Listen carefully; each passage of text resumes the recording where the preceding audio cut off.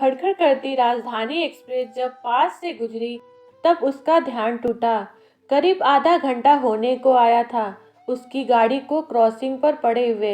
Headphone लगाकर लगभग 22 बरस का वो लड़का राजेश गाने सुनने में इतना मस्त था कि उसे समय का कुछ पता ही नहीं चला। उसने झुककर पास वाली खिड़की से देखा। रात के उस सन्नाटे में खड़खड़ करती राजधानी एक्सप्रेस की आवाज और अंधेरे में चमकती ट्रेन की खिड़कियों ने उस आम आदमी को इतना खास बना दिया कि लगभग आधे घंटे से स्टेशन पर खड़ी उस लोकल गाड़ी का वो लोकल पैसेंजर सोच के सागर में डूबकर खुद को राजधानी एक्सप्रेस की एसी कोच में महसूस कर रहा था। खैर, जितनी तेजी से राजधानी एक्सप्रेस गुजरी उसी तेजी से वो राजेश भी वापस अपनी दुनिया में वापस आ गया। बाहर का सन्नाटा बढ़ रहा था और ट्रेन के उस लोकल डब्बे में शोर अपनी जगह बना रहा था। लोग अब व्यंग्यात्मक रूप से सरकार और रेलवे पर अपनी भावनाएं व्यक्त कर रहे थे। लगता है ड्राइवर को नींद आ गई, एक महाशय ने कहा। नहीं नहीं, ये तो इंडिया है, दूसरे ने उनका समर्थन किया। अरे इंडिया तो पहले भी था, सरकार ही निकम्मी है, एक महिला ने बहस में हिस्सा लिया। बहस अब बढ़ गई थी। लोग अपने शिक्षित होने का प्रमाण देकर उस महिला पर अपना प्रभाव डालने की फिराक में थे। महाशय, जो खुद को अभी राजधानी एक्सप्रेस के एसी कोच से महसूस कर रहे थे, हेडफोन निकालकर अब इस बहस का आनंद ले रहे थे और उनके चेहरे की वो शालीनता भरी मुस्कान उनके युवा होने का प्रमाण दे रही थी। तभी एक झटका सा लगा और ट्रेन चल पड़ी। गर्मी से परेशान होकर जो लोग बाहर बैठे थे सभी ट्रेन में चढ़ गए। ट्रेन के कोच में भी भीड़ बढ़ चुकी थी और बहस अब अपने अंतिम सफर पर थी। एक अलग ही नजारा उस लोकल कोच में देखने को मिल रहा था। कुछ यात्री खड़े थे, कुछ सीटों पर और कुछ ऊपर बर्थ पर बैठे थे और कुछ पैसेंजर आश्चर्यजनक रूप से किसी के खड़े रहने की जगह न होने के बावजूद अभी भी सो रहे थे। राजेश लगभग 2 घंटों से खड़ा था। वो शायद उस सोती हुई महिला को परेशान नहीं करना चाहता था, जिसकी साथ ही महिला ने अभी हाल ही में हुई बहस में अपनी जीत दर्ज कराई थी। लेकिन सुबह होने वाले अपने यूपीएससी के पेपर के कारण उसने सीट पर बैठना ही उचित समझा।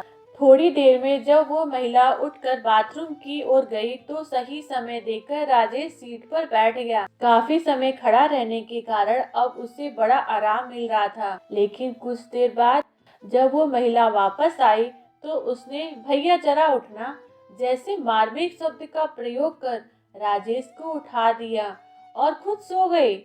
इस बात का राजेश को बुरा तो लगा, लेकिन किसी का इस ओर ध्यान नहीं गया। शायद रात की उस आगोश में सब अपनी दुनिया में व्यस्त थे। अब राजेश फिर से खड़ा था, लेकिन उसे पता था कि वो ज्यादा देर तक खड़ा नहीं रह पाएगा। थोड़ी देर खड़ा रहने के बाद जब उसके पैरों ने जवाब दे दिया तब उसने बैठना ही उचित समझा। इस बार वो सीधा उस महिला के पैरों के पास जाकर बैठ गया।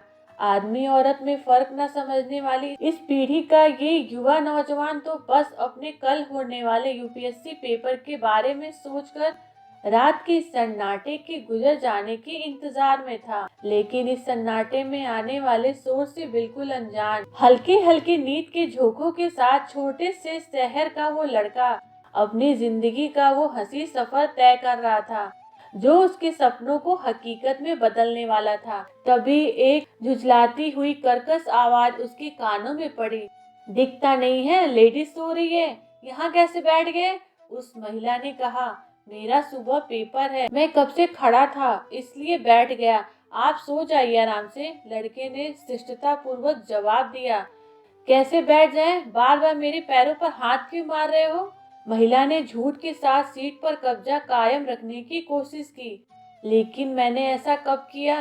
लड़के ने अपने बचाव में कहा। बहस अब बढ़ चुकी थी। सब उस नौजवान को गलत समझ रहे थे जो अभी भी वहीं खड़ा था। तभी उस साथी महिला ने उस लड़के को तमाचा रसीद दिया जिसने कुछ ही देर पहले हुई बहस में अपनी जीत दर्ज कराई थी। सभी का ध्यान अचानक इस ओर गया। लोग अब उन महिलाओं के साथ थे। नारी शक्ति अपने पूरे स्वभाव पर थी और पुरुष वर्ग नारी के सम्मान में अपना फर्ज निभा रहा था। भीड़ ने उस लड़के को बुरा भला बोला और मार पीट कर बाथरूम के पास खदेड़ दिया। अपने साथ हुए इस अपमान ने उस लड़के को खुद की नजरों में ही गिरा दिया। बचपन से लेकर आज तक उस लड़के ने नारी को हमेशा माँ, बहन, प्रेमिका के रूप में ही देखा था और बस प्रेम ही पाया था। नारी शक्ति का ये रूप उसने पहले कभी नहीं देखा था। अपनी पूरी जिंदगी उसने जब कभी भी किसी महिला को बस या ट्रेन में खड़ा देखा तो उसने हमेशा अपनी सीट उनको दी, हमेशा महिलाओं का सम्मान किया। बात ये नहीं थी कि उसे भी बदले में सम्मान चाहिए, पर इस तरह अपमान की भी उसे उम्मीद न थी। अपने कोच के दरवाजे पर खड़ा वो खुद को इस दुनिया में सबसे अकेला महसूस कर रहा था। देश के लिए कुछ कर गुजरने की चाह रखने वाला वो युवा आज देश की इस महिला पुरुष के फर्क को समझ नहीं पा रहा था। उसके सारे सपने जो बस हकीकत में ही बदलने वाले थे, एक पल में ही धाराशाही हो गए। उसके हाथों की पकड़ अब ढीली होती जा रही थी। हवा के झोंकों के साथ उड़कर हाथों पर गिरने वाली आंसुओं की बूंदें भी उसके जिंदा होने का प्रमाण नहीं दे पा रही थी। सुबह की उस किरण के साथ उस ट्रेन ने तो वो सफर पूरा किया, पर उस नौजवान ने नहीं।